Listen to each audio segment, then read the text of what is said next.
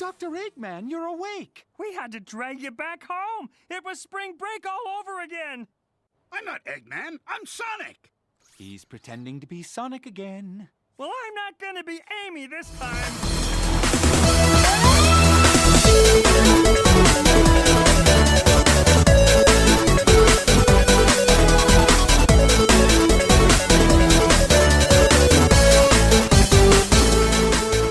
Hello, everybody, and welcome to the 31st episode of Sonic Talk. I'm your host, Jason Berry, and with me tonight, as always, is Knuckles87, a.k.a. Alex Peel. Hello, everybody. GX. Our stalker, GX. Right. And we have a special guest with us, Elizabeth Silva. Silvas, man, you left the S out. Ah, sorry. Hi. So, what's everybody been up to recently? I work at Walmart. I found some Sonic Amiibos, but I have an interesting story to share with that. Okay. They were actually Toon Link. No, actually, there's some in my store right now. But that's not it. The store, the associates in the electronics department know how much Sonic Amiibo had meant to me. So when they got some shipment, because for some reason Walmart gets shipments after midnight or something, they actually hid some for me. But one of the assistant managers, who seems to have a personal beef against me, she tried to take them from me. And she got really mad when one of the associates only found one of them for me. And she glared at me, and then she tried to take it from me from my register.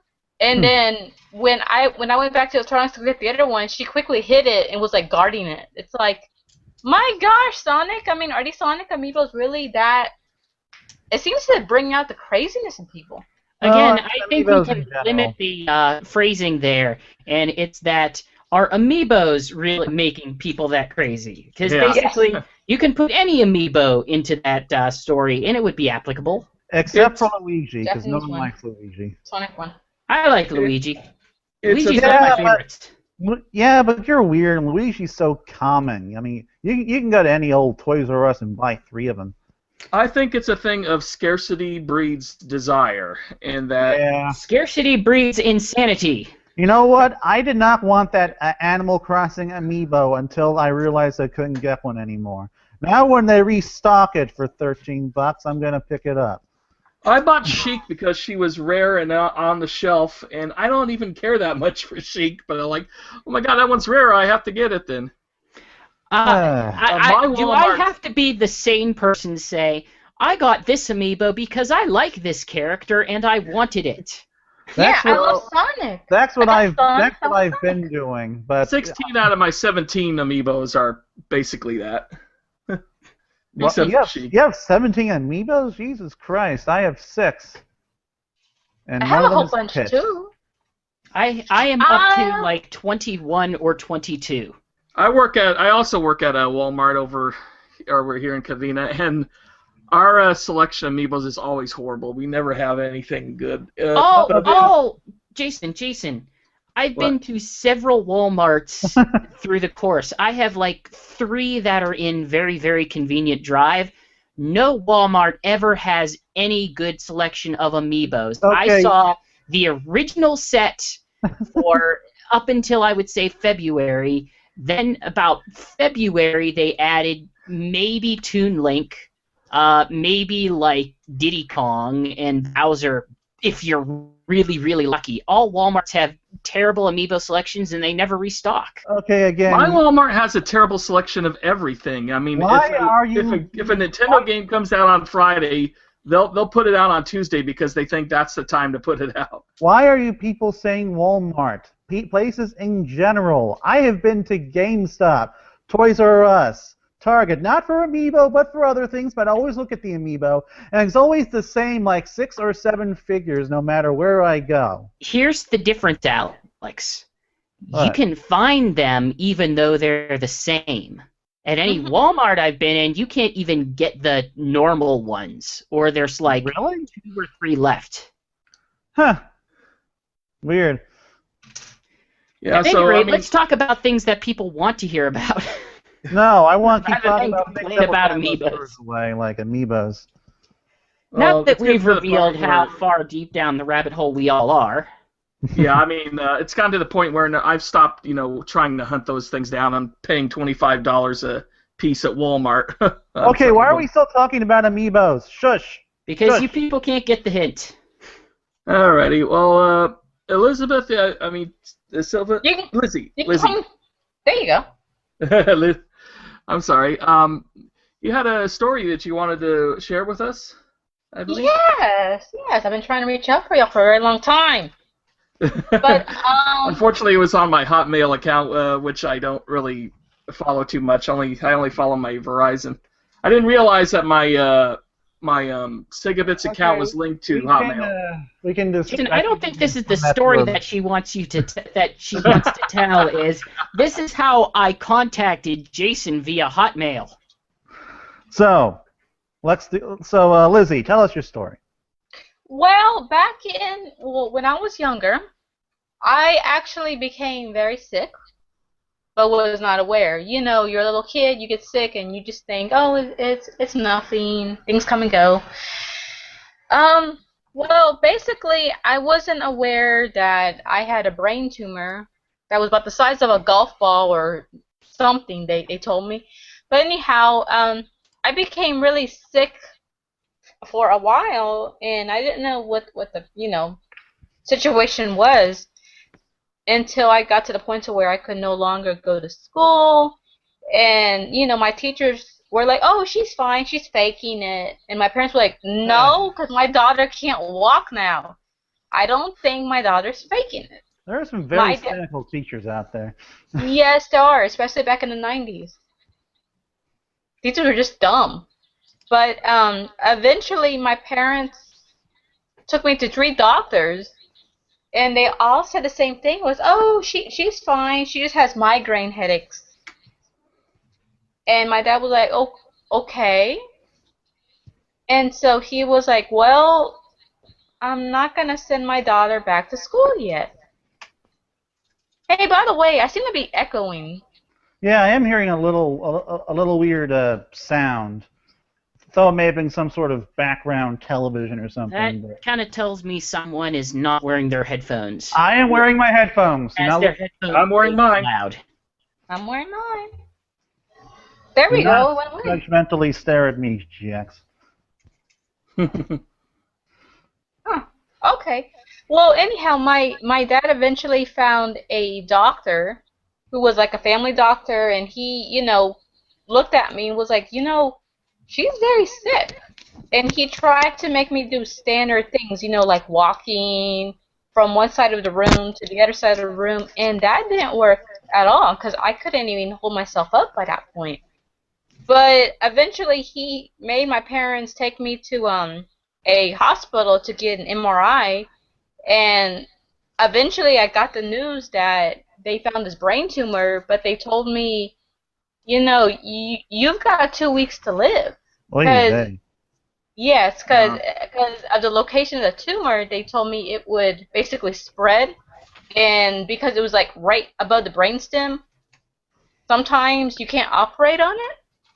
So they were telling me, well, we don't know what to do, and my parents were in tears crying. They didn't know what to do because they just got told their child has a brain tumor and is going to die. So it's kind of like, what do you do? And when you're 11 years old, you're like, well, what do I,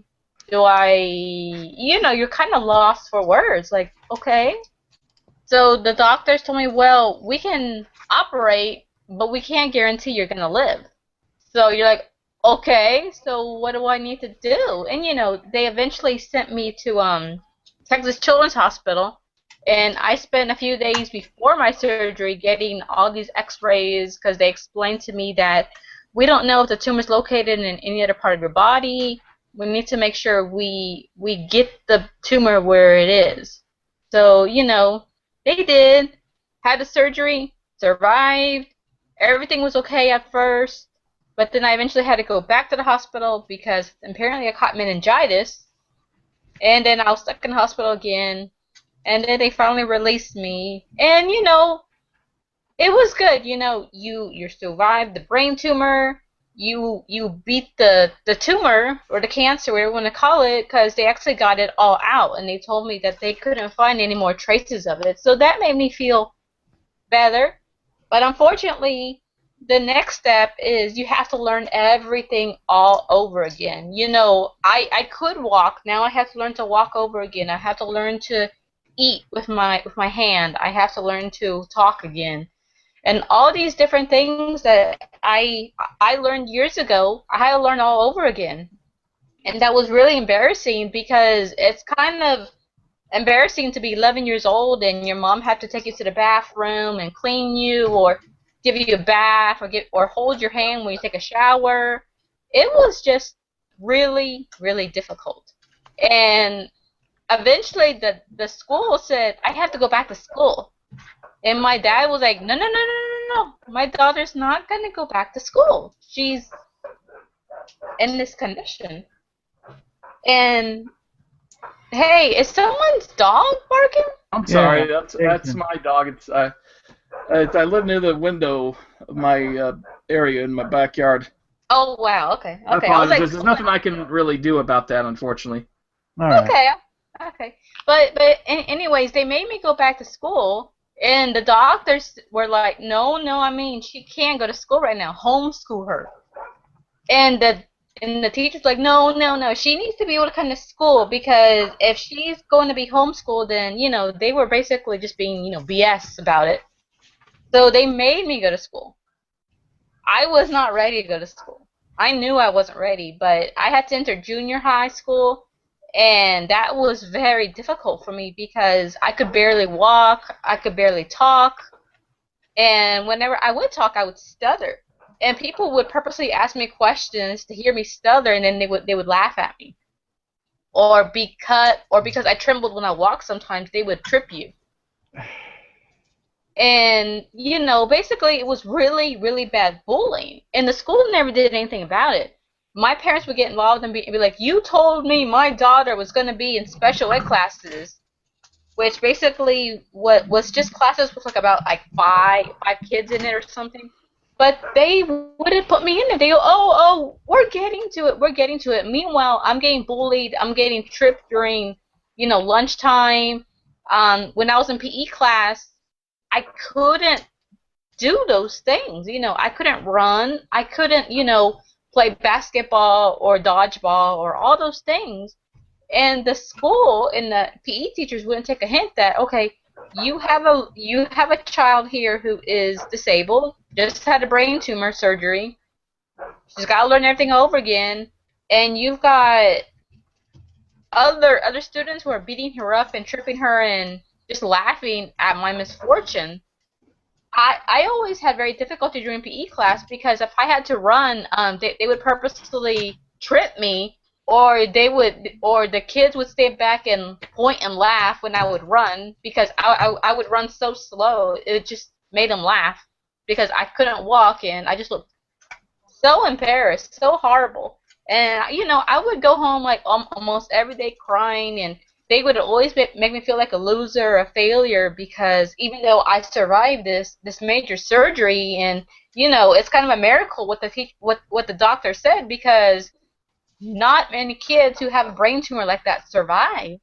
And you're like, I should be happy about that, but I was just completely miserable because people were always reminding me, oh, look how ugly I look how fat I look, all my hair is shaved off. And all that different stuff. And then I eventually was skipping school.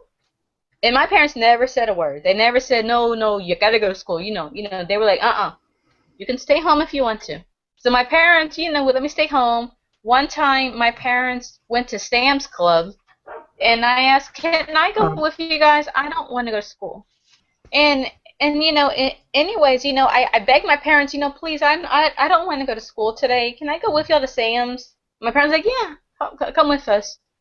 And I went with them, and I used to play the Nintendo games, but because of the fact that I couldn't hold the controllers anymore, that's why I wasn't playing, my NES at all.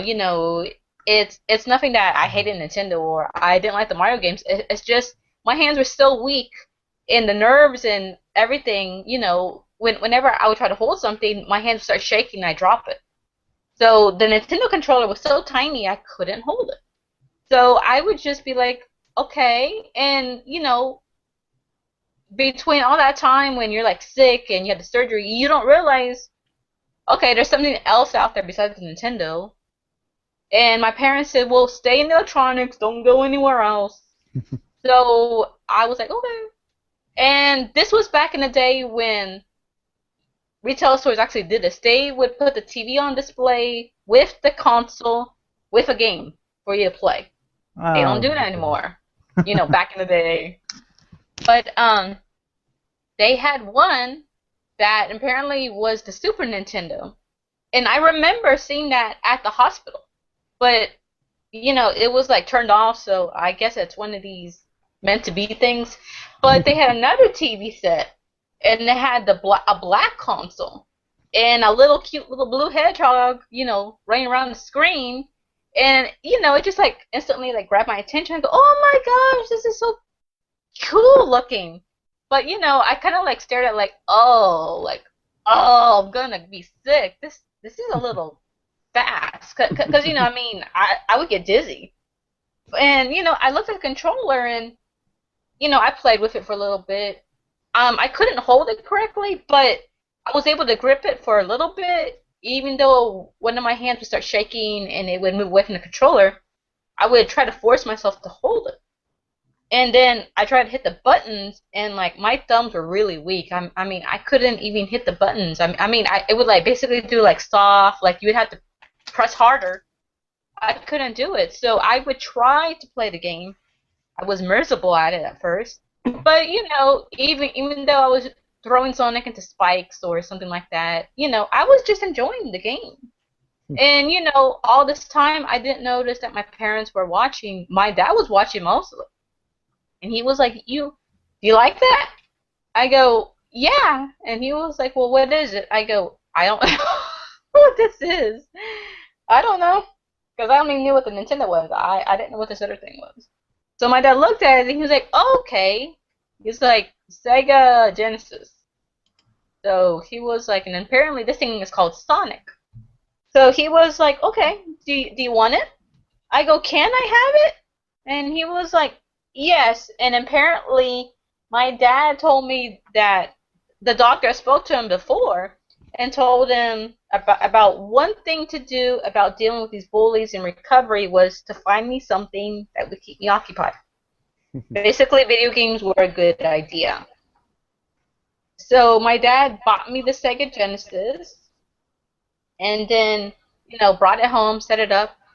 I would stay glued to that TV every day after school. I was so happy with the game. And, even though I would still be bullied in school, it didn't really hurt as much because when I came home, I knew Sonic was there for me. And then I eventually found the comics, and the comics made me really happy, and then there was the TV show, and, Sonic for me served really well because he was my friend. I didn't have any friends. Nobody wanted to be friends with a girl who had a brain tumor, who was fat, whose hair was shaved off, who couldn't talk, who had trouble walking because everybody said I was retarded or gross or had a disease, so you had to stay away from me. And, Sonic always made me feel happy. I had self-confidence. I felt like, I don't know how to explain, like, there's so many kids these days who commit suicide because they get bullied. And I often wonder if they find something that makes them truly happy and just focus on that, nothing else would matter. Because for me, it was Sonic, and, I really did need him, especially after my surgery, because when I would hold the controller, I'd be determined to, mash the buttons, and then I would be determined to make Sonic go, go through those loops, or, make it to the end of Scrap Bang Zone and beat the game. I would be more determined to play that, and then play Sonic 2, and then Sonic 3, and then Sonic 3 and Knuckles, and Sonic Spinball.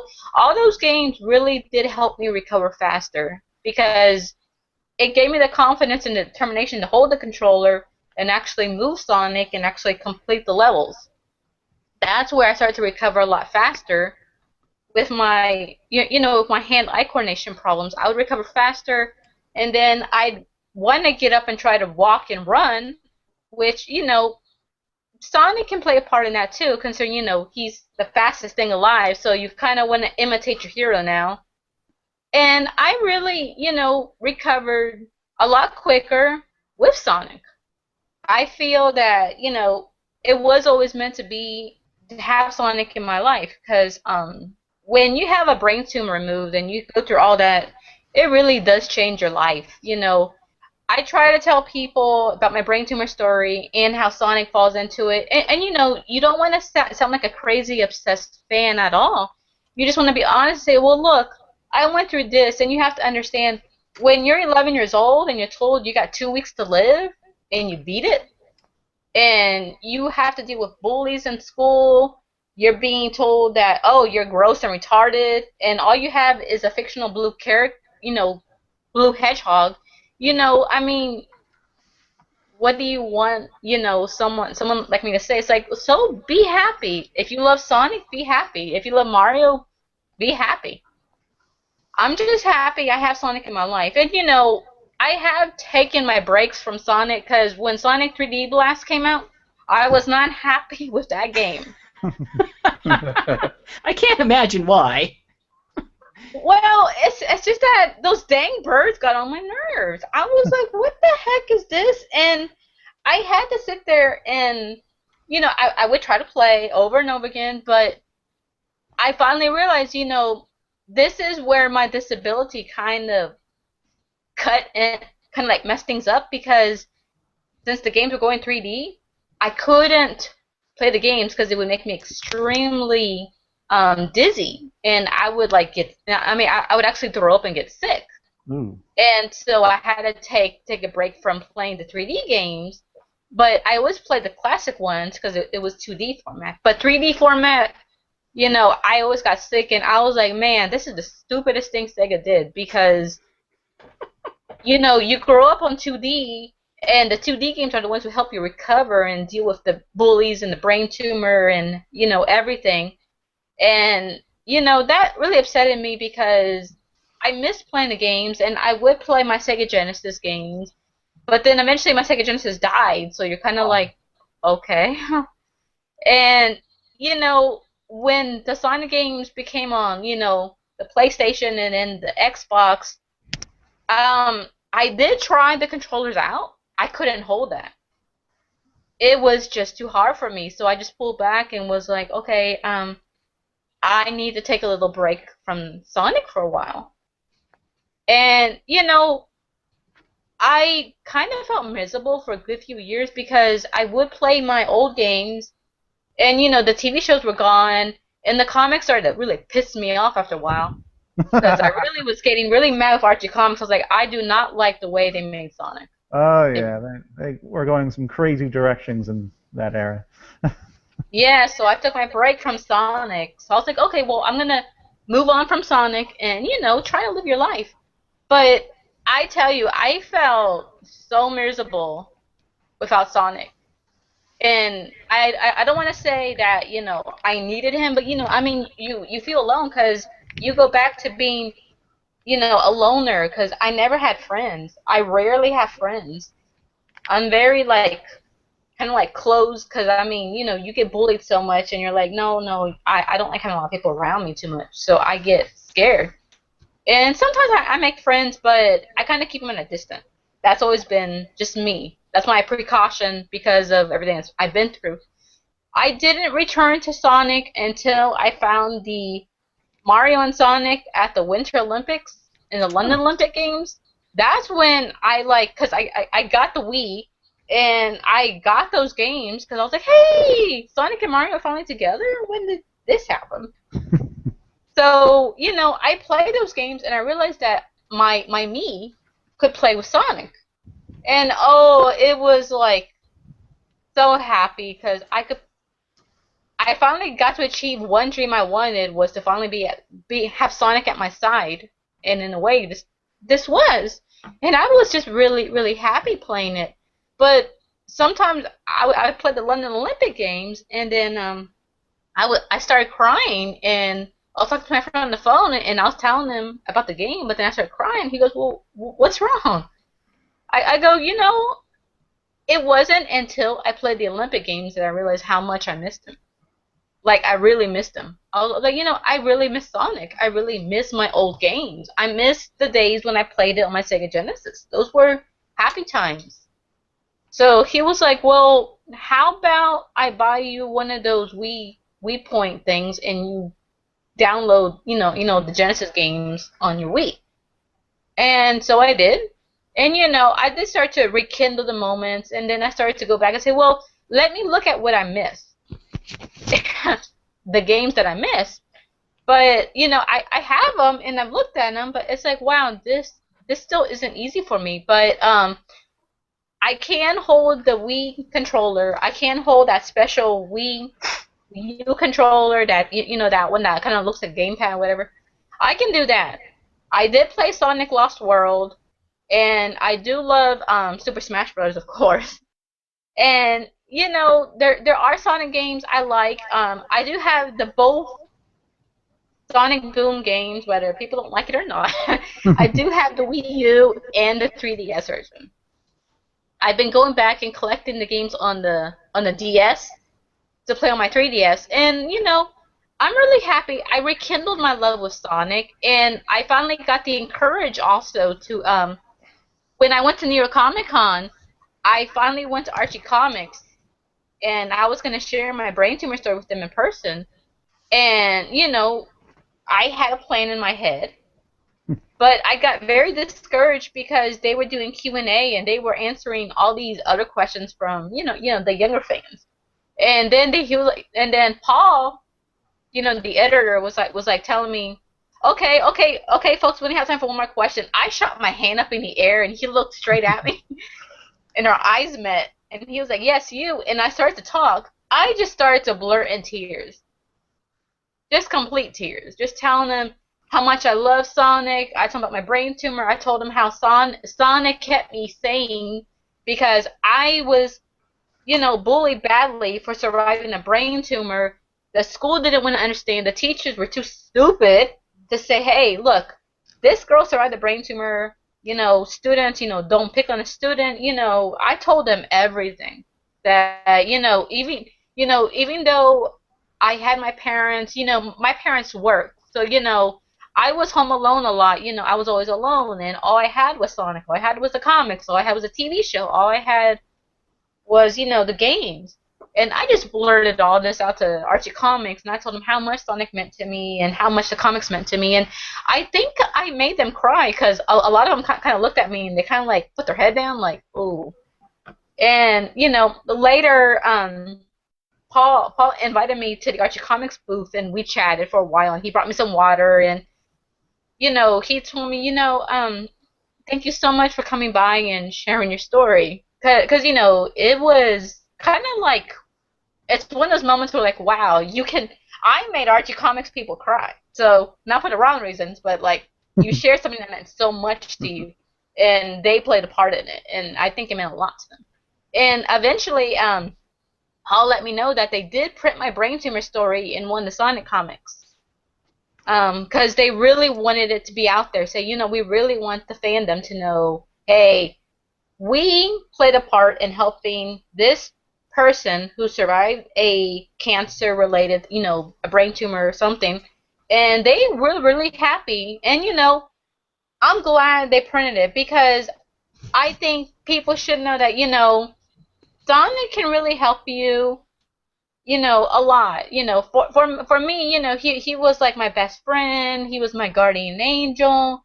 He's all I had. I mean, I don't want people to think, oh, she's some crazy fangirl. I go, no, if you actually know the story, you'll know why Sonic means so much to me. Because when you've got 2 weeks to live and you beat it, and now you've got bullies, and all you have is Sonic, of course you're going to cling to Sonic a little bit more. I mean, it's not saying I'm crazy. It's just, he's all I had.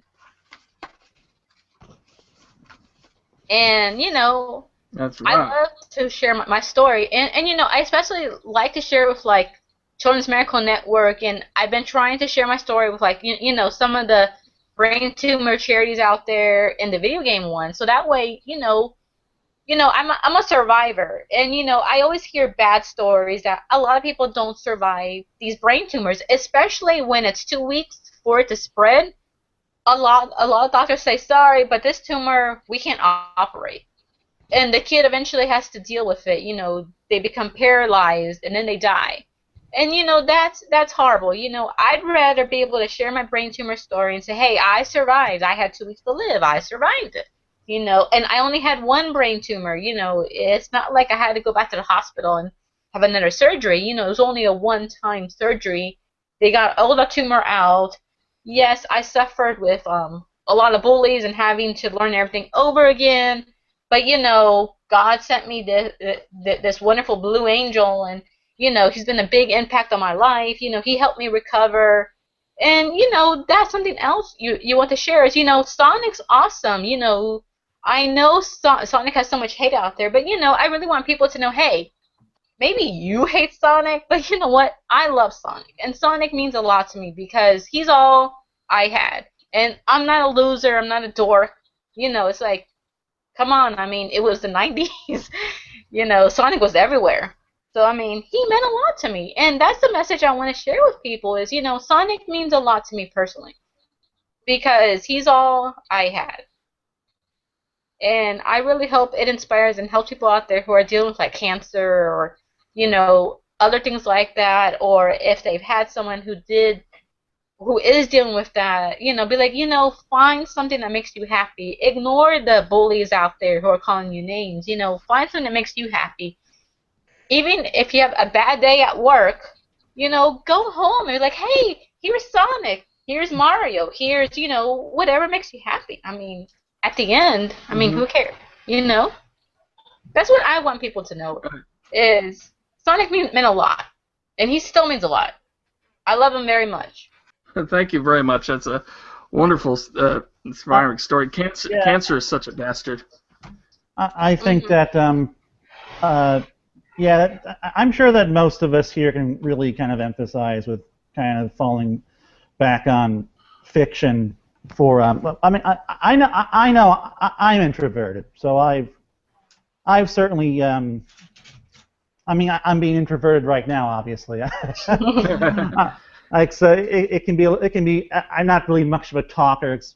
I really probably shouldn't be on something like this, but. I tend to be an incredibly shy person in person, so doing this podcast helps me, relate to people better. But myself. I get it. If anyone calls you a freak or a weirdo, just because a fictional character helped you get through a really tough time in your life, it's just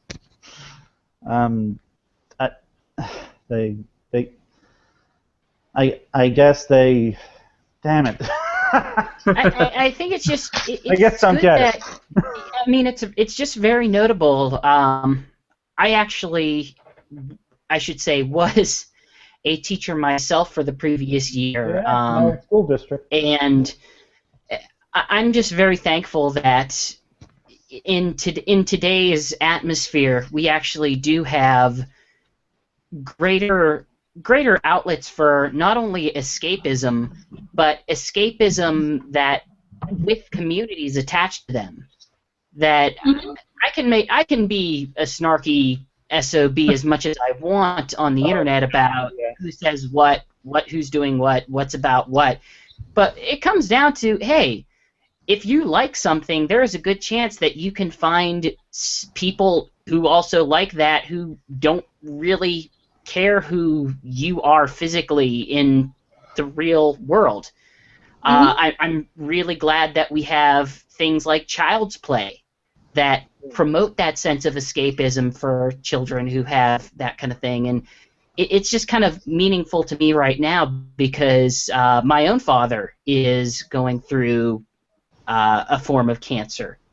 And a lot of what I've helped him through was getting things like Netflix set up so that he can, while he's in the hospital, he can just watch something so that he's just not doing nothing. Exactly, because I mean, I encourage finding something because when you're just sitting there, you're gonna keep thinking about the bad stuff. So I mean, like for me, for Sonic, it kind of like blocks that you're being bullied in school, but I could read the comics during lunch or something, and you'll ignore the bullies because now you're focusing on something that makes you happy, and that's something that a lot of people should consider. Just find something that makes you happy.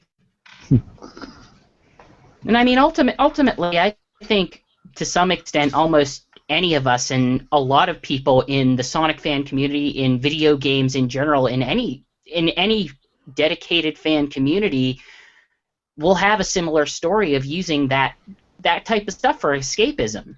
Just because, despite the fact that we rule the digital world. In the real world, things like bullying, things like prejudice, ableism, they still exist, and they still are huge issues that we have not resolved yet as a society. Well, in a way, things have been getting worse in that regard from what I've been hearing. Well, I mean, parents can't, discipline their kids anymore. That's one thing. Yeah, I mean, it's not only escapism, but at least kids nowadays have the chance to go out and find other people, like them that they can talk to, on such as Facebook and in like Sonic Stadium forums or other different forums. But as far as Playground goes, that's pretty much the same as always. It feels like. It seems like there's a certain age from like 10 to 20 where there's a lot of children that just don't have the empathy that they get later in life. Kids can be bastards. GX, you can empathize with that, right? Yeah, I mean, especially middle school. Middle school is. Oh God, middle school is jerky people. Middle school is hell. Yeah. I Okay. keep hearing people complain about high school, but no, it was middle school for me, man. And sorry for interrupting you, GX. No. Okay. So this has been a great conversation. I'm going to go ahead and start moving it on the show notes. Thank you so much for that. GX, I really what appreciate were you going to say anyway? I wasn't going to continue. I was just. Oh. Okay. So, anyway. I do have some positive news on the Sonic Runners. That game, they finally announced it at the beginning of February with a Japanese trailer, which didn't really show any gameplay. They're just showing Sonic over the years. Mm-hmm. And then they went to a gameplay trailer, which was starting to look pretty interesting and looked like the kind of mobile game I've had in my head for Sonic for quite a long time. You mean Sonic running forward? Right. Well, Sonic running to the right, you tap them to do different jumps, and they have different obstacles in your way, and that's kind of what it's become. Where it's the most basic of Sonic games, but it's done incredibly well. It finally came out in both Japan and Canada. I mean, if you want to overhear, it's due from what I hear, it's due like March 20th, I think, of this month. Canada is superior to America. Don't you know well, that? Canada is always the test market for Sega Networks games. Sometimes they take 3 to 6 months to come here, and they're in Canada first for a while. So how come Japan doesn't get test marketed? Couldn't they just, I don't know, release it in South Korea or something? Have Japan make them wait too? There is workarounds. You can download PK files. Language, I know, but that you can download for your Android thing. By the way, the Android list that they have on the official site is kind of BS. There's a lot of different phones and devices that are Android that can play that game that's not on that list. I have an iPhone. That's not fair. I have an iPhone. Well, you can play it on an iPhone if you get like a Canadian. Both at the same time, because a lot of games don't even give that benefit. Yeah. No, I'll wait for the American release because I'll be honest, I got really excited for the game, and I hate to be such a downer for everything, but it's just everyone's been bragging and gloating on it on Twitter, and I was excited at first, and I was gonna download it, but then I kept getting corrected. So, well, it's only in Canada. You have to have this. I'm like, well, why is it that these other popular people can download and play, and they're already boasting, and they're getting attention for it? And you know, it kind of starts to suck the fun out of wanting to get it when it finally gets released in North America, because you're excited, but it's like everyone else already has it, and they're already getting famous. My trick to this is avoiding Twitter altogether. I have to. Well, it's probably they're all just downloading. There are ways to nab it now. I mean, like I was mentioning before, the APK file for Androids, and you can make a Canadian account or what have you for your. And I guess the more important question is, though, Jason, like, do you feel like it's worth nabbing early? Is it fun? No. I would definitely wait. I don't think it's not necessarily worth going through the trouble. It is easily the best Sonic mobile game that they've released, though. That's not saying a whole lot. Yeah. Well, I don't know. Sonic Dash could be kind of fun. Sonic Fever, I liked at E3. Sonic Dash is probably like the second Sonic two, but Dash. This is probably one of the best Sonic games since Generations, to be honest. Oh, I mean, I really enjoy it. That's still also not saying a lot. Okay, basically to describe. I don't know. I really like Lost World, so if it's better than Lost World, I'll be happy. Yeah, well, it's at least up there with that. It steals a lot of assets from Lost World. The 3 levels that you see in the game are based on Lost World levels. Well, I wouldn't say it's stealing assets, because it's all. Well, I wouldn't say stealing assets, but yeah, there's quite a few new stuff too. There's brand new music from Otani, who did Lost World and Colors, and it's really fun and vibrant type of music. You do hear the title theme quite a bit, both in like the Windy Valley type level and such. I will say, it's the kind of approach I've been wanting to see them do with mobile games for a while. You start off with just Sonic, who can do a triple jump now. He's just running to the right. It starts off a little slow, but there's still some pits you could do in that. There's no homing attack, no boost pads. It's natural, like momentum boost, where to go fast, you run down a hill like you would naturally, and he actually starts to get to a boost speed where he can knock over enemies. So what you're saying is this game has actual physics. A little bit, yeah. In fact, you could, and it has patterns you could try to follow as the game gets faster and faster. Does Sonic run automatically, Yeah, he runs automatically. Okay. The gameplay is very basic, because all you have to do is tap to jump, and you could jump up to 3 times. Now, am I interpreting this correctly? I got the impression from the last teaser that it was level based. Yeah, it is kind of level based. There's 3 different styles of levels. So is it 3 different styles of endless levels? Not endless. I mean, you go one slow speed, and then you kind of fight Dr. Eggman. He's not attacking you. He's dropping these springs that's slowing you down, so you can't hit him and collect more rings. But eventually, he has a timer that runs out, and he runs away. So basically, when you get to Eggman, you're just trying to hit him to get extra rings for extra points and for extra currency, and then he runs away. So it goes from regular to speed up again to top speed, and top speed is like impossible. I've never finished top speed. That's where they start. There's no rings on that section of the level.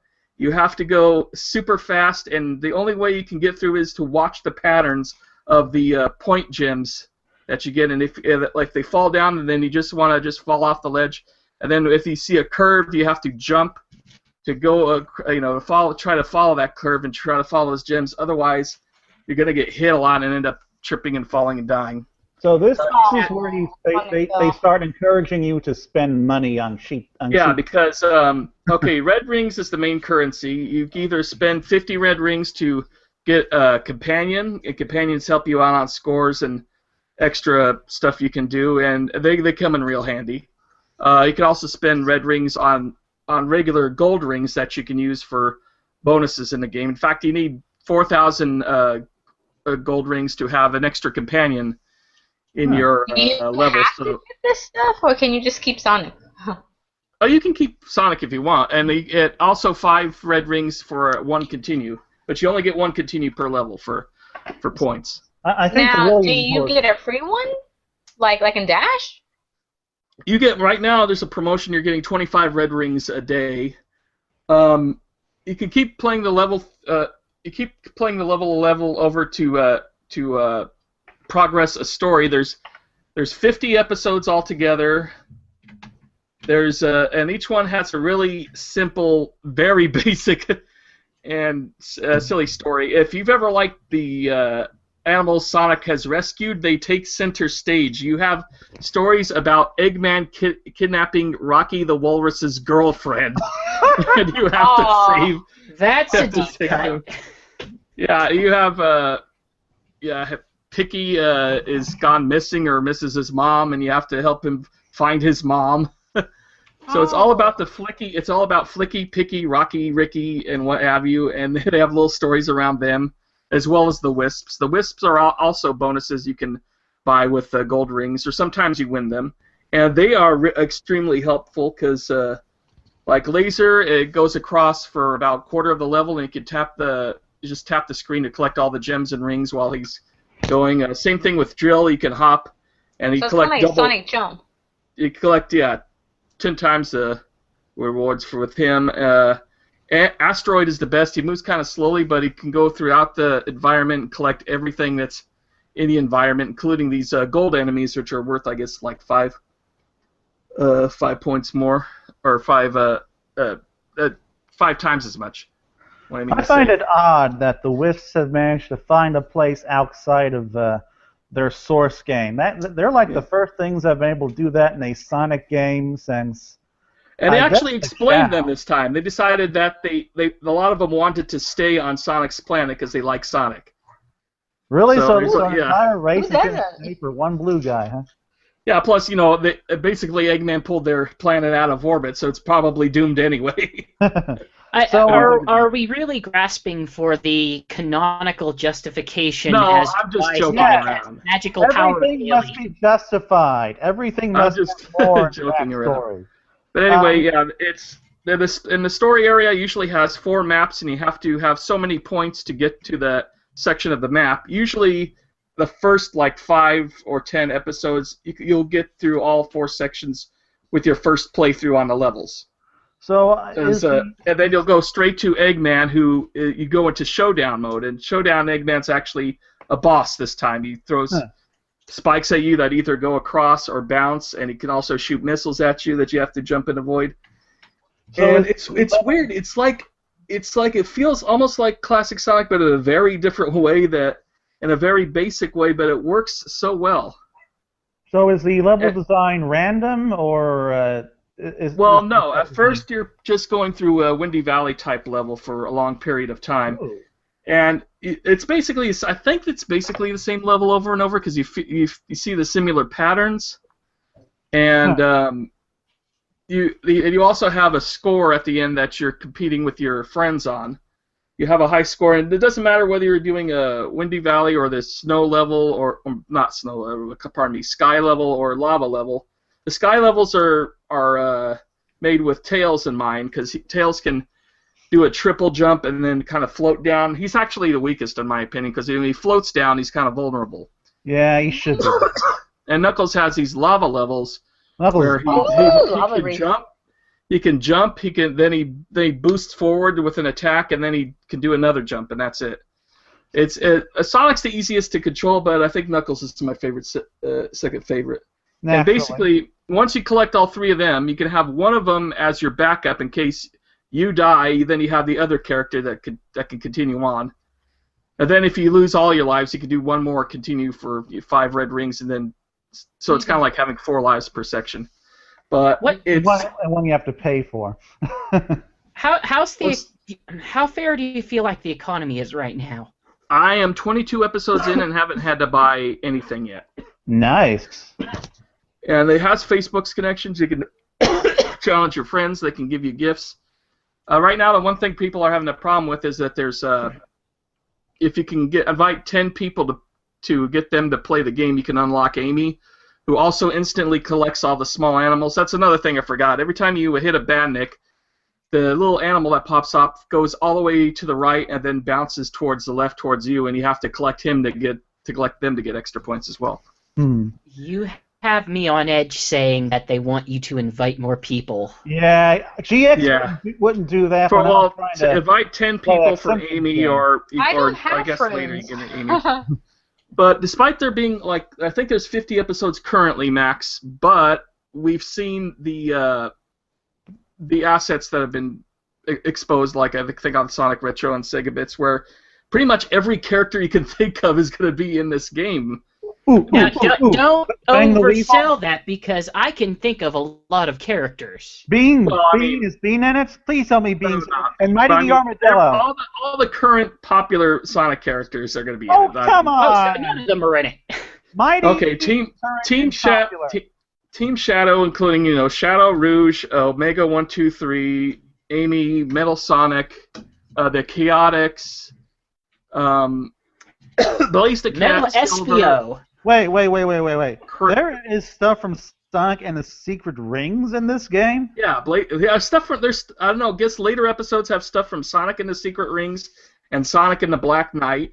I mean, it looks like it's supposed to be some sort of multi-game tribute sort of Unite thing. thing? Like, I think hey, what it we've is got- is got we've events already from got this the game, and then we've got events and parts from this game. We've got Chow, we've got Wisps, we've got the small animals. Like we And got they all have fan fiction stuff like Robo Robotnik and none of, Metal SPL. Wow. Yeah, and none of this is in the current 50 episodes, so it's obvious that these are our planned updates throughout the year. Well, they'll be announcing, hey, now you can play as this character for probably a certain amount of red rings, and then you can play as this character. I cannot believe that Robo Robotnik is now a thing. Yeah, Robo. Oh it's no! Robotnik and now, it's now a robot. I mean, how far are you really going with that? He is look Robotnik and out, he's a Sega, now robot. Penders can sue. I was saying, look out, Sega, now Ken Penders can sue. Ooh, that'd be funny. Yeah, I'll probably be in the game later on. Be like, collect 100, and then I'll just kill everybody on the screen. Yeah, it's incredibly addictive. I mean, it's basically got the auto run jump style of like Cobalt mixed in with the high speed action of Jetpack Joyride together. So is the economy better than it was in Sonic Jump Fever? Well, like I said, I've played up to chapter 22 without having to spend anything. And there's a sense Nux, of progression. anything is better than the economy in Sonic Jump Fever. You haven't played that Simpsons Springfield game where the Springfield blows up and you have to build it and stuff. That was awful. I'm sure it was, but I am You convinced that wouldn't it's have better me than the with- economy in Sonic Jump Fever. Because at least in that game, it almost sounds like there are things in there that I would want to buy. Yeah, it was a guilty pleasure of mine. So, Sonic Xtreme, right? That's I cannot believe that there's a release for that now. Well, Even it's if not it's the a- full game. It's just a playable section that was I available. will take a playable room for that game because Well, one of my dreams has been playing something from that game. Yeah, I tried it out. You basically can run around that area. It doesn't have the fish islands or anything. You can't actually hit the badniks or collect rings. And the physics are a little off. If you do a spin dash, you can run and turn, and the camera will turn the wall. You can run across the wall to the ceiling to the other side Ooh. in a ball. You have an infinite jump. You can keep triple, quadruple, 5 times, 10 times jumping. It's kinda wow. like So it's based on so basically it's based on the Sonic Boom engine. Damn it! Right. You took my obvious reference. Damn you! Why can't they Oh, just everybody's remake made that Sonic joke. 2? Well, they Put in those darn levels. they did remake Sonic 2. No, they did I run mean- mobile, like the Taxman remake. They actually put in the extra levels. I mean, I'm upset that they didn't bring it to consoles as No, that's what I as mean. controllers that they deserve, but Unless you have an Ouya or an NVIDIA Shield like I do. I don't care. I don't even know what that is. That doesn't even sound right. It's like sushi. All right. One other thing is Sonic Advance is now on the Japanese Wii U eShop, so chances are it's probably going to make its way to the States and the UK fairly soon, within the next few months. But who knows? There's some stuff that stays on, a Japan side for quite a long time. I don't know if you remember the intro to that game. In the actual game code and assets, did they ever reference THQ? I don't know. THQ was just a publisher. They were, but I mean, any splash screen or credits sequence. The game, when it went launched, it did have THQ in the American release. Mm-hmm.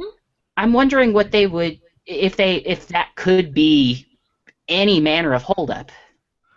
I doubt it, since THQ is no more. Sincerely doubt it. I mean, Sega released. Before I say anything, let me.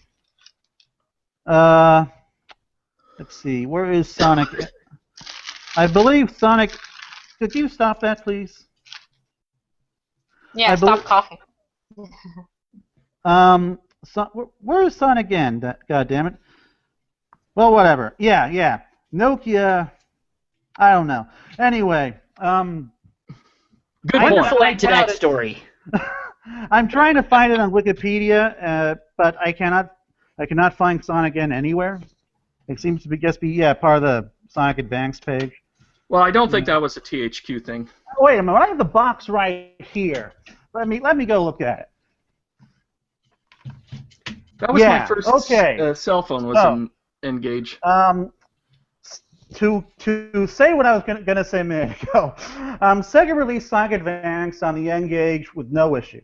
And they just renamed it Sonic N, and that was it. There's no THQ on the box or anything. So I'm sure that THQ wasn't even a holdup back in 2003. Well, I'm more suggesting, one, I don't know who exactly has bought the rights to the THQ name at this point, if anyone did buy them from the auction, but if someone owns that name and it's anywhere in the game, Sega would actually have to either edit that out or, I guess, get permission or license the name to even put it there. Okay, when you consider the money that Sega would probably make from releasing any kind of Sonic game on the Wii U eShop, I don't think it's as much as you think it would be. I doubt it would cost that much just to remove that one little part of the title screen. But, it's a bigger question of, would they bother? Like, is it, for the American market, they're not even releasing the theme, the 3DS themes at this point. It kind of makes you wonder, what are they really bothering to do? And considering the tatters that Sega of America is kind of in right now, I wonder if they're even prepared to manage that at this point. Well, I mean, we're getting the releases for the 3D classics, so if they can do that, I'm sure they can manage to do that for Sonic on the Wii U. If not, the Wii U is in some really, really deep trouble right now. Sega can't be bothered to do that. All right. In other news, both Sega and Capcom franchises will be in the Worlds Unite crossover coming this fall. Guys of Arcade. So it's not just Sonic and Mega Man X, and I think Styx from Sonic Boom is the only one who's coming from that, from what I hear. But I mean, we got the Panzer Dragoon, one. We got Knights. We got Beautiful Joe. Vice. We got the Gore Mangala from Monster Hunter 4. I'm sure I'm the only one who cares about that. And we got Vice. Thank you. Ryu. We also have that chick from Breath of Fire 1, which I don't need. Yeah, and the girl from Golden Axe. Why would you pick her over Gimli? Because her design is just so. Oh, not Gimli, but no. Gilius Thunderhead. Gilius Thunderhead. You know what though? Gilius Thunderhead was already in Sonic and All-Stars Racing, and he was a big character in the Sega Hard Girls anime. So I think he's had his time in the sun for a while. No, the reason why he's the one who gets exposure is because he's the only one who doesn't look completely and utterly generic in that franchise. If the Archie series is just trying to perhaps maybe even out genders, like if they're trying to make that wider appeal. Well, if they're trying to do that, they should have picked another franchise like Streaks of Rage. Yeah, but you already got a Blaze in there. Yeah, you may not want to made a joke. Anyway, you know what? The crossover I would like to see sometime is, forget the Mega Man stuff, I want to see Sonic and Sonic and Sonic. And what I mean by that is, like, get the Adventures of Sonic the Hedgehog Sonic, meaning the Archie Sega Sonics, meaning the Sonic Boom characters, you know. I think that'd be awesome. Remember the Turtles Forever movie? Yeah, something like that, like Turtles Forever, exactly. And I just want to see, like, Knuckles' reaction to Sonic Boom Knuckles, especially. Oh my God. I want them to double down and just go full on Project Cross Zone. Here you go. Then you end up with an incredibly easy RPG that goes on for way, way too long to the point we start getting bored. But you get Frank West. Yeah. And then at the very end, everyone will sit around eating chili dogs. That won't change. Alrighty, so now on to our Sonic Boom news. Because, let me see, Sonic Boom has been renewed, not necessarily... Okay, it hasn't been renewed, but just CN's going to keep showing it. There's going to be more of it. It has not yet ceased. Well, there's a difference between renewed and purchased new episodes. It's renewed is purchasing new episodes. For 2015, 2016, and to see what it is they've made 52 episodes, but if you've noticed, they're only showing one episode a week.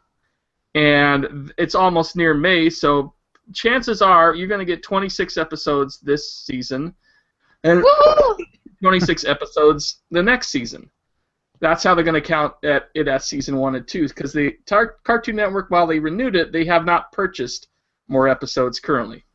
Though, given that they aren't the only company putting money into this, might not necessarily be up to them. Didn't the studio actually just get bought as well? Oh, well, I haven't heard that. If CN bought the studio, then I guess. I don't know who would. I can't recall who bought it, but I thought on one of my animation RSS feeds that I recognized the name of the studio. Something French. That OE or something like that. Yeah. Yeah, just got purchased by another company. So I don't know if that would have any influence over it or what's going on. Well, a recent interview Mike Freiberger did, or Bill Freiberger, I'm sorry. He hasn't mentioned. Freiberger. Yeah, he needs to have a fast food joint named after him with that kind of name, Freiberger.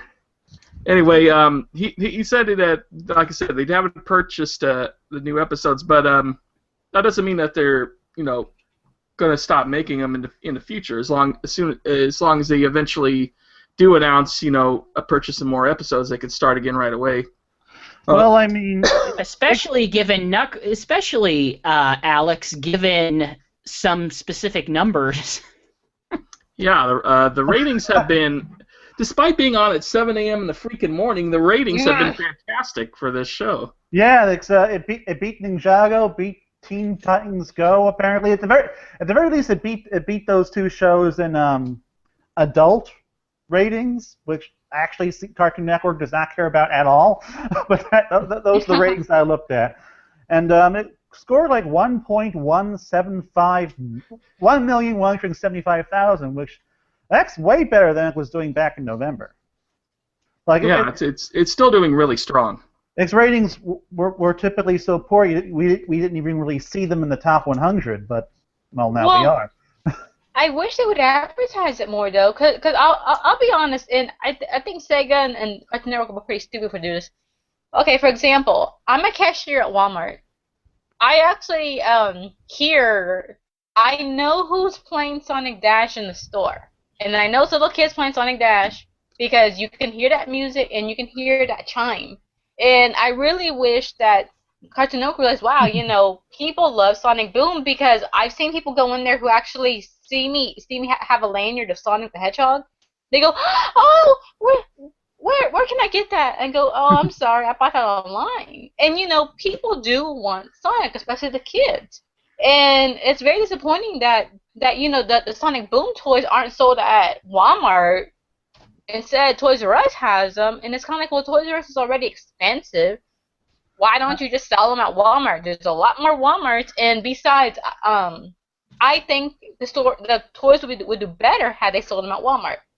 That's a little surprising to me that they aren't selling it at the largest retailer in the country. I mean, Toys R Us, hasn't their business kind of been struggling for a while now? Because that may be true, but at the same time, Toys R Us have seemingly always had at least some sort of a strong agreement or strong connections with these kinds of video game licensed toys. Oh yeah, they have a whole is, like, section devoted to video game stuff. Even Target, Walmart, any of these big box stores, anything that you get from them are almost always things that they can either get through exclusivity, or they're just the super mainstream that they can almost guarantee will be a selling hit. That's why you have a whole frozen aisle in there. But if you look historically, I think these companies like Tomy that are making these kinds of products, first off, it's not Jazzwares anymore. Tomy has the license to make Sonic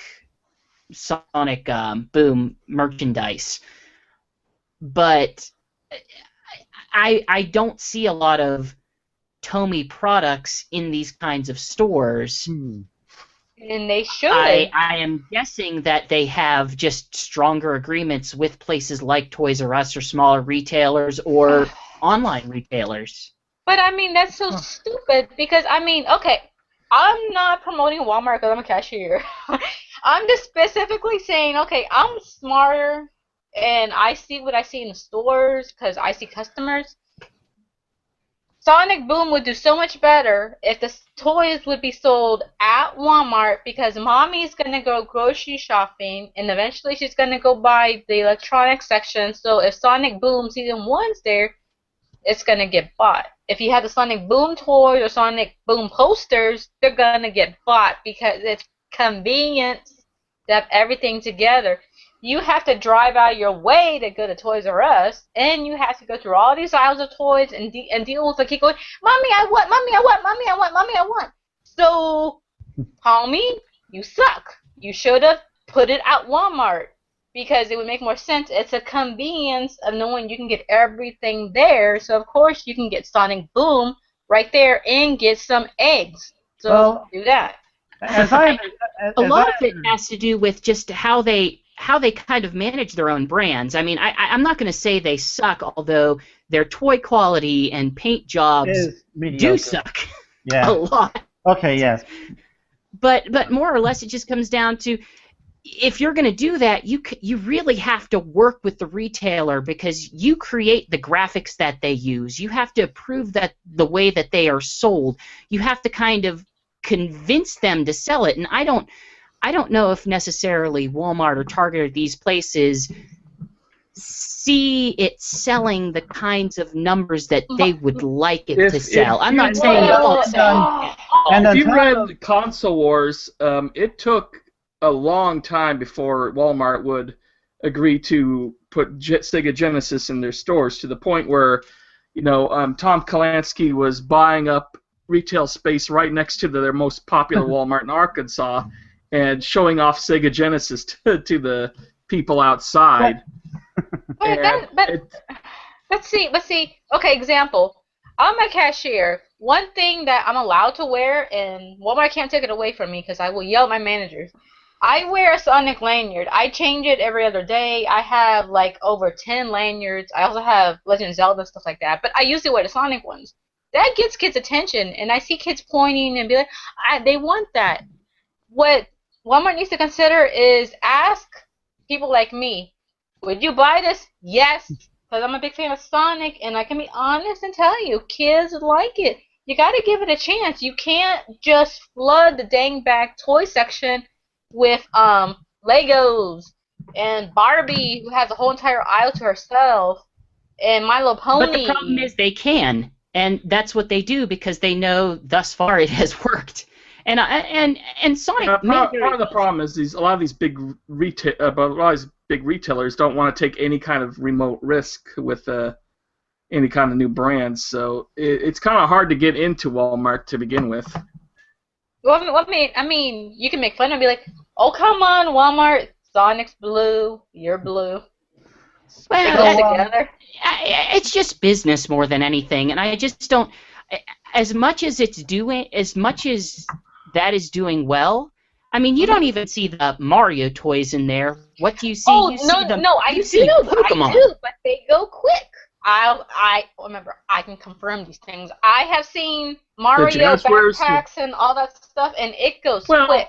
I've seen the Sonic T-shirts at my Walmart, and I've seen a Sonic backpack, and they go pretty quick. But I've never seen like Nintendo Jazzwares toys. Wait, Nintendo Jazzwares? Are you? I think Jazzwares doesn't do the World of Nintendo, the red boxes. The World of Nintendo, yeah, the toys from there. I see them at Target and I see them at Toys R Us, but I never see them at Walmart. But you want to know what's interesting is I went to go visit a friend of mine in Virginia, and they have Kmart's over there. Kmart has like the Mario toys, and I've seen the Sonic toys. There's a Kmart by my friend's house, and I went in there with his grandma, and there were things from like Sonic Riders, like Sonic toys. There was Sonic and the Black Knight, and I have them, but they're still in their boxes. They're not coming out. To be fair, I hate to interrupt, but I mean that store is going Chapter 11. I mean, it probably has that stuff because they caught it and it never sold. As someone who grew up in Virginia, I can tell you that Kmart was pretty much, before the Walmart was even in my town, Kmart was pretty much just the poor man's Walmart. They were never a particularly good store. I am down to one Kmart over here, and we used to have like 5. And we don't have any Kmarts here in Texas. They're gone. Well, in Houston, they're gone. I haven't seen them anywhere. When did you see these Black Knight toys and Sonic Riders? I saw them I would say about 8 months ago. Oh, and last I heard, they're still there. They're still there. Yeah, those are probably toys that they bought on like clearance from a warehouse or something. Yeah, I still had Sonic and the Black Knight and Sonic Riders toys at the Toys R Us's near where I live until just recently. I think they might have just shipped them back to the manufacturer by now, because now it's just all Sonic Boom. I don't see any of the other old ones anymore. So to expand on, to confirm what GX said earlier, the Sonic Boom animation studio was bought by Technicolor. Right. Sure, we all know who Technicolor is, right? They colorize all those old movies that you see in the introduction of them. Yeah, weren't they like the first major studio that did stuff like that? Or company, not studio, company? They were like responsible for coloring all those early movies. Is that a good idea? I'm like, wait a minute, isn't Technicolor what? Just like a they were on all those old tech that started up in the '60s when TVs were started from black and white to it's that Technicolor. And when Gilligan's Island and Batman started around that time. In regards to Sonic Boom, I really don't see how them being bought by Technicolor would have any effect on future production, because they don't have any stake in any of this stuff as far as I know. Well, it tells me, hey, this studio is either in a very good place or a very bad place. Yeah, or that Technicolor just need a CG animation studio. Could be. Anyway, as far as Sonic Talk goes, Sonic Boom goes, I was going to talk about the latest 4 episodes. This is going on for quite a while now, so I think we're going to reduce it down to the last 2 episodes that have been released. I like this. It's not like you don't have another podcast, I mean. Yeah, it's not like I don't have another podcast to talk about. Yeah, but I'm boycotting that podcast because it's not this one. Well, I only have. So what was your favorite? Okay, what was your favorite episode out of those 4? So The 4 I honestly, should mention are Circus of Plunder, Unlucky Knuckles, the Meteor, and Aim Low, which was this Saturday. It would probably be the Meteor, followed very closely by Unlucky Knuckles, and I will admit there's some bias there because I really like Knuckles, and this one it was really awful to him, but it still focused on him. So. But it was just hilarious. I love how they treated him. But I guess the one that really kind of stuck in my mind the most was the Meteor, simply because of the acting. I mean, so often when they do the body switch thing, they switch the voices, and so it's just so weird that you'll just hear Sonic's voice coming out of Eggman's body. And for a split second, it looks like that's exactly what they're going to do until they exit Eggman Sonic's mind and show him from the outside. He's like he's like talking like Sonic, but it's Mike Pollock's voice. So we have Mike Pollock as Sonic in Eggman's body, and we have Roger Craig Smith as Eggman in Sonic's body, and I think Roger Craig Smith did a hell of a performance in that. One thing I really love about Sonic Boom is that, I mean, it's still only my second favorite Sonic cartoon, probably because of nostalgia. But when it comes to voice acting, it's probably at least up there with Sonic Sat AM, if not somewhat above it. Because this cast, when they're good, they are really good. And Roger Craig Smith and Mike Pollock are the big highlights throughout this whole thing. You're really making me bite my tongue here. Okay, tell me what's better or what. I think Saddam just had a really, really strong cast of very established voice actors who just hit it out of the park with what they wanted to do. They had Jim Cummings as Robotnik, and you can't beat that. Yeah, they do have Jim Cummings, but they also have whoever voiced Antoine, which I guess it's not. I guess he was a good actor, but it's just that French accent. You know, I like Antoine. I like some of the. I'm probably the only person here who likes the Antoine-focused episodes. But I can't stand those. I love those, especially the one where they're stuck in that house in the middle of the snow. I don't know. Maybe I just have a horrible sense of humor. But you know what? I just haven't seen Sonic Sat AM in a while, so it could be that my brain is just. I had the DVDs, 2 sets. What'd you say? I got the DVDs, 2 sets of them. One sealed, one open. Oh yeah, I got the DVDs too. And of course, you could always watch them on Netflix too. They're available there. No. Well, sure. I mean, the DVDs have got to be out of print at this point. Okay, you know what? I will amend my statement and say it is not quite as good as Sonic Sat AM in terms of voice acting, but it's still a strong voice cast compared to. Yes. I mean, compared it's to no Sonic Sonic the Underground, movie. Sonic X. Oh yeah, Sonic the movie had the best Oscar-worthy voice acting cast.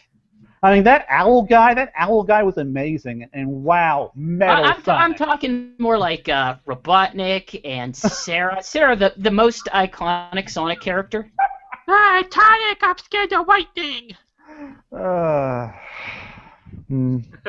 anyway, yeah, I really dug the Meteor. I mean, I love how he wants to destroy him, at the same time he's going through Sonic's social schedule, and he still wants to play video games with Knuckles and go badminton with sticks. And the thing is, he's basically a guy who wants to destroy everyone and take over the island, but at the same time he wants friends really bad. You know what? And the cow really showed, and I guess the Cowbot really showed that he kind of likes having people around and wants friends, but at the same time he wants to be this villain. Oh, that Cowbot was hilarious. It's coming. Then they're just waiting, and then the sun goes down. The cow's just still all the way out there because it's moving like 2 miles per hour. And then they sit down and they start eating marshmallows. He is not a villain. The only reason why he's trying to take over the world is because this is the only way he knows how to meet people. Yeah. This is the only way he knows how to meet people. This is why Eggman is the way he is in this show. He just wants to force people to like him. It seems like almost. Alex, a while ago, I think you used the phrase that your honeymoon period with that show is kind of over. Yeah. When the show first came back, I was really not digging it. But the last bunch of episodes I watched today, I admit I liked quite a bit. So I'm actually to that point though right now. I would say myself. The way I would put it is, I like a good portion of the writing, but I feel like all their episode premises are just garbage. Yeah. Like they started. They do good things with the premise ideas, but the premise ideas are just, so many of them are just so bland or hackneyed or just nonsense. I just can't. Well, it's nonsense because it's a time situation comedy, confused so about it's it. not like they're going to have anything too epic, to it. Well, I mean, Plus, they have it's to use the not same. epic, but I mean, it just feels like, oh boy, two characters switch bodies. You know what? They did an okay job with Yeah. that, but they still just told that story. You knew exactly what all the story beats would be. That is the perfect example of hackneyed. Is the body switch thing? Pretty much any comedy show that runs for any length of time and has any kind of fantastical elements will do that at some point. But I will say that at the same time, even though, yes, it's hackneyed, it's been done a million times before, the execution was still solid. The voice, the performances really saved that for me. And I understand. I understand it. I agree. In Sonic's body. But I just feel like there is a level of potential here with the type of writing that they do. That if they could at least get some fresher, more original ideas, then I think it would be so much better for the series. Because as it stands right now, I can watch it and I like it in the moment, but none of it ever stays with me. I never finish it and think, that was actually a really good episode. I think, oh well, I certainly laughed, but at the end I can say, it was okay. Well, I mean, none of it ever just kind of surpasses the. It was okay, even though I still laugh at it and have fun with it. That's pretty much along the lines of what I was thinking earlier today. I was thinking, yeah, this. You know what? This isn't. That's how I feel about Adventure It's Time. not This necessarily isn't how I feel Steven about Universe. Sonic Boom. But it's way better than I thought it would be. And like I said, I absolutely agree with that. My expectations with the show were really measured. I was hoping it'd be great, but I was paranoid it's gonna be like a Ninjago or some other licensed Cartoon Pac-Man. Network CGI crap. Right. But you gotta be patient because growing up with Sonic, we're so used to the chili dog thing. I know the episode when Sonic and Amy were eating a hamburger. I sat there like, what the heck, man? Where is your freaking chili dog? Well, they didn't bring that into the games until Black Knight. He actually has been eating chili dogs in some of these episodes. Yeah, now. But I mean, before that episode aired, when they showed Sonic eating, you're just like glaring like at the TV, like, okay, I grew up with you, sweetie. You ate chili dogs, so you better stick one in your mouth. I remember the days when they just weren't even acknowledging that outside of the comics. So I'll take any chili dogs. Like no. They Sonic X did not acknowledge the chili dog. At least Sonic X barely acknowledges that the games existed until they kind of recreated them, almost sort of. But yes, it was Sonic X, and then there's the Sonic Adventure games, and we really didn't get to have the chili dog come back until Sonic Unleashed in 2008. But but the thing is, that episode when you finally, like the Cowbot episode, when they finally showed Sonic with the chili dog, you're like, oh my gosh! I praised Alan, the writer, on Twitter. I go, oh my gosh, that's awesome.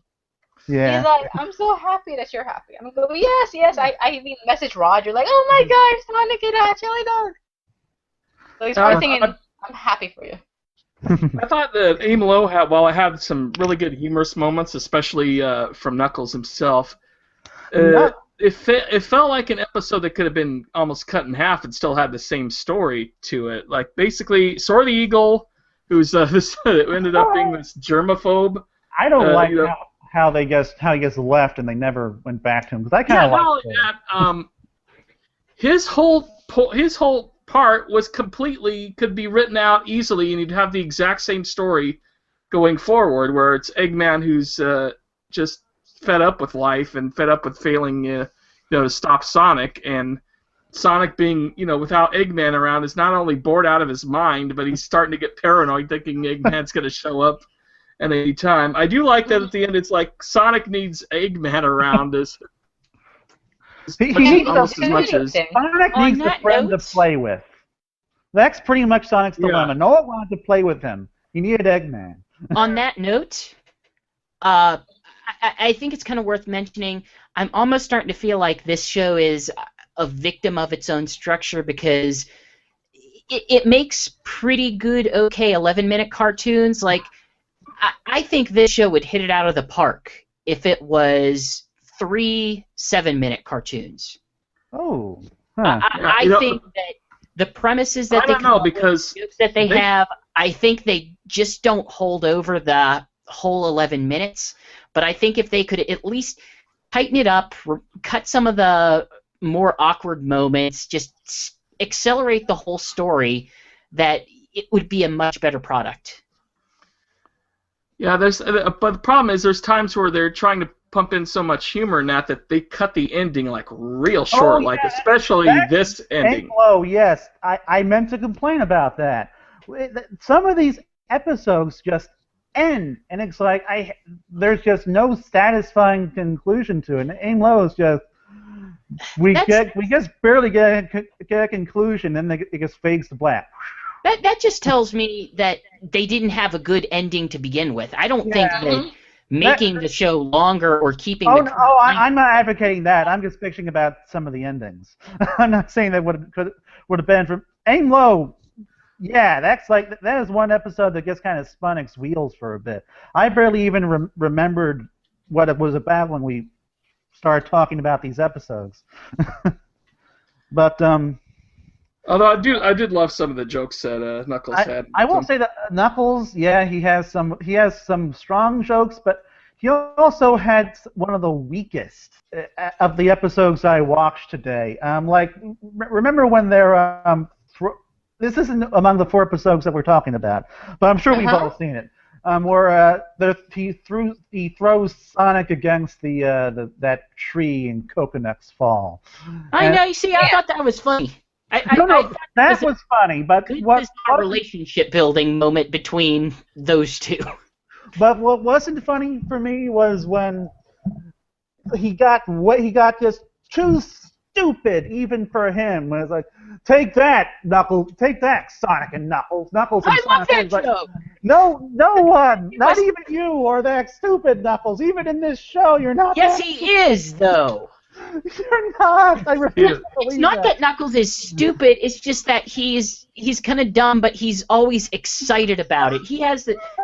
And it's kind of accepted of it. I mean, he's very childlike. That joke just would not make me laugh. It's like maybe it was the performance or something, but it's just. I think he's more innocent. He's more like sheltered, probably. He's just excited. He's freaking excited about everything all the time. My favorite is like the joke he told recently where Amy goes, Eggman seems to be changing up his game, don't you think? And then Knuckles is like, I try not to. That was a good one.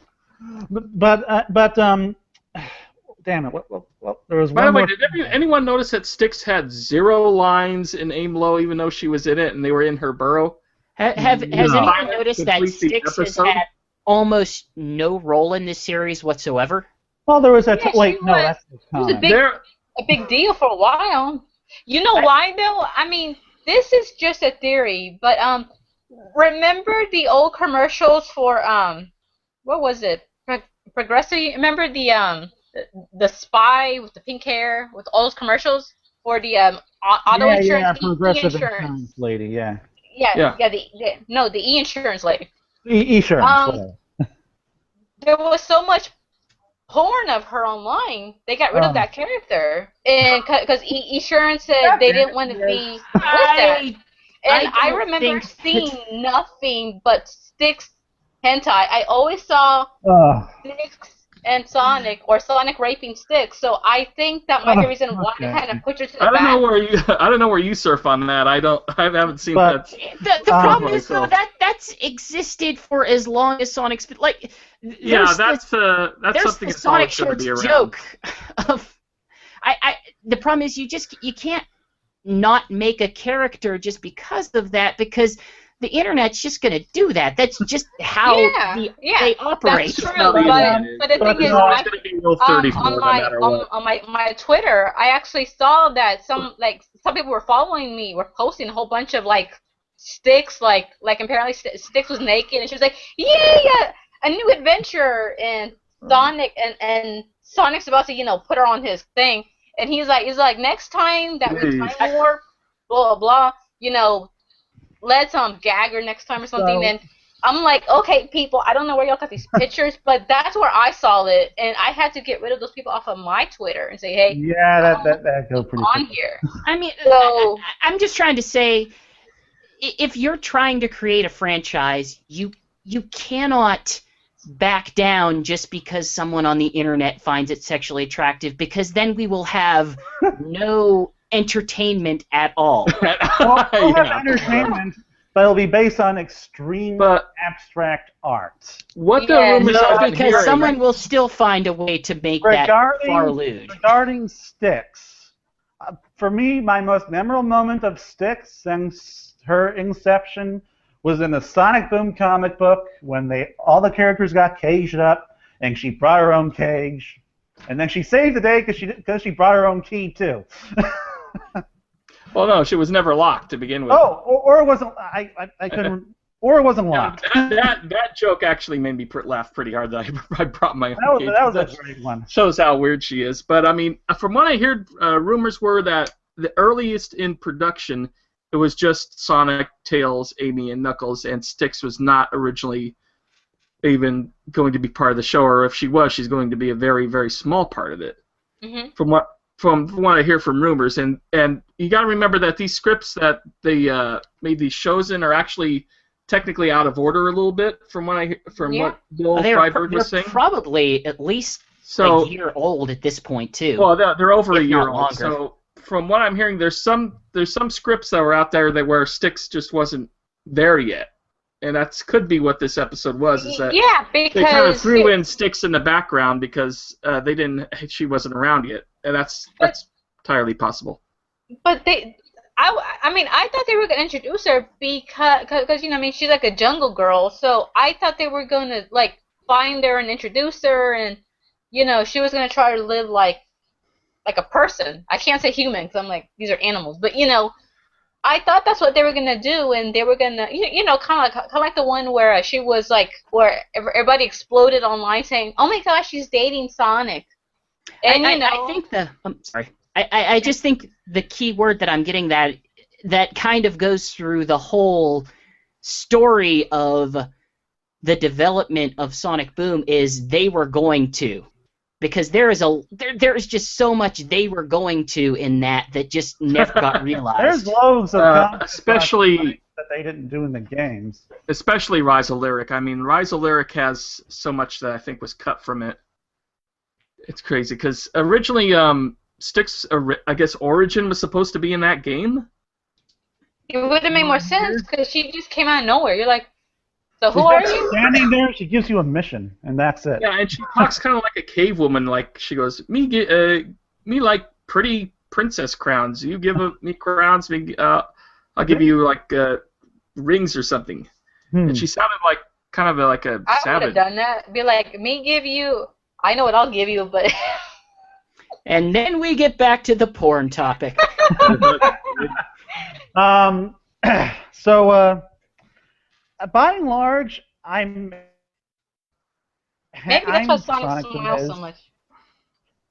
But I mean, certainly, yeah, I agree with GX. I just the writing, the quality of the writing is good enough that I do think that they could do way better than they do. They just, for whatever reason, they haven't. Maybe they have a director, maybe they have a showrunner who has no vision or something, or won't let them get too out of the box. But I you know don't know. what? It's also because I don't totally trust Cartoon Network because I mean, look what time they stuck Sonic Boom. They don't want that show to make it. They want you to look at their ugly shows. Sonic. Whoa, Cartoon whoa, Network whoa, whoa, doesn't whoa, whoa. Cartoon You Network watch doesn't- any given episode of Steven Universe and then you tell me they're ugly. They're butt ugly. I am. Ugh. And I don't understand the No. Sonic anime either. I'm not trying to attack those shows, and I mean, if people like them, it's their choice. But I'm just saying that it looks like Cartoon Network doesn't want that. I'll give you a prime example. It's not that Cartoon Nickelodeon. Network doesn't. I'm sorry. It doesn't. It's not that Cartoon Network doesn't want that. It's just they certainly want you to watch the shows that they have created more. I mean, this is targeted. This is supposed to be for younger kids. This is designed to be for younger viewers. Whereas their shows, they've kind of found this niche where they can grab a more diverse set of eyes. It's like with the Lego cartoons, like Lego Chima or Ninjago or whatever. Those are cartoons that are coming from like a third party outside of Cartoon Network, and I think Cartoon Network just doesn't want to give them as much attention as they want to give their own shows. Cartoon Network doesn't care about any show that they can't merchandise. That's been the case. That's true. Look at Nickelodeon and SpongeBob. That's pretty much one of the. In fact, that's not just Cartoon Network. That's just networks in general. They prefer to own the content that they show, and they prefer to be able to merchandise the content that they show, because that's one of the big reasons why anime has mostly left the air, even as. Well, one of them. There are many reasons why anime has left the air, but one of the reasons why anime has left the air is because they're all acquisitions, and no network can make any money off them aside from ratings. Yeah, and nowadays you have video on demand like Netflix and Hulu, where you can like I said, your anime fix much easier than that is one of them. Scheduled time on a Cartoon Network. Jason DeMarco from Toonami has talked about this stuff. He says that's one of the major reasons is just they can't make any merchandise for these shows, and that's also the case with Sonic Boom. It's Sega's show. They're the guys who license out the toys and make the money. Well, then they better start releasing them on DVD, huh? Hopefully. Amen, Hopefully. sister. I would just be happy with being able to purchase the episodes online, as purchase the subscribe to a season at least. Yeah, It's not like anybody's ever suggested that on this podcast. Every single episode that he's been on. Yeah, you're right. Yeah, I wonder who that was. I mean, I would probably spent like $20 on this series already if I could watch them anywhere aside from YouTube and my cable box, which doesn't work right now, which is why I had to watch them on YouTube. Yeah, I think that's gonna wrap it up for this episode. Boy, that was a long conversation. It was a pretty good episode tonight. All right. All right, thank you for listening to Sonic Talk. You can find more episodes on the iTunes Music Store or on Segabits.com, your best place for the latest Sega news and reviews. While you're at Segabits.com, check out the Swinging Report show for the latest Sega discussion and interviews with folks from within the Sega or Sega-related game industry. If you like Sonic Talk, you can also catch me, Jason Barry, with a different set of nerds discussing the latest Sonic Boom episodes on the Sonic Boomcast exclusively on the sonicstadium.org. If you want even more Sonic discussion, check out nevershutup.com, where you can listen to even more of GX discussing Sonic on the Spin Dash podcast, or even hear both Alex and GX discuss One Piece on the Straw Hat Quarterly. What are you talking about? We don't discuss One Piece. We discuss Bleach and Naruto and good anime. Diamond Crystal? We don't talk about One Piece. One Piece is awesome, though. We should make discuss a One Piece podcast. It's a good show. Yeah, it's a very enjoyable show. I mean, the podcast is an enjoyable show, but One Piece is also a great show. Let's pretend that the podcast is an enjoyable show for a second. Hey, well, I have fun, so to me it's enjoyable. I like listening to it. Anyway, and he's a completely unrelated third party. He's not even on the show. no. Yeah. But it helps that I've only recently seen those episodes like a few months ago, and I'm only at the end of the Alabaster saga. Yeah, it'd be great if you check that stuff out. And don't forget, Segabits is currently having Team Andromeda Month, which is essentially Panzer Dragoon Month minus Panzer Dragoon Orta. So check out our coverage of that, because it's going to be pretty good, I think. And don't save the Andromeda for your Mamada. That was a really awful joke, and I don't think we can be friends anymore. In fact, I'm gonna start cutting you off. Probably just cancel the whole month. You've ruined that game for Nux. Like, you have just seriously destroyed all of his love of gaming. Yes, you pretty much just nuked the foundation of my gaming love, Jason. Okay, well, I want to thank once again Alex and GX for being on, and especially big thanks for Elizabeth Silvas for showing up. Thank you very much, Lizzie. I appreciate you being on. Oh, you're welcome. Yeah, thanks, Lizzie. Oh, you're welcome. And that'll be it for this episode, and we'll see you next month. Now let's all go play the Apple Bandai Pippin Akmark. What? I said let's all go play the Apple Bandai Pippin Akmark. I can't. I'm going to be too busy playing free-to-play games on my Android. No, I'm going to go play Super Smash Bros.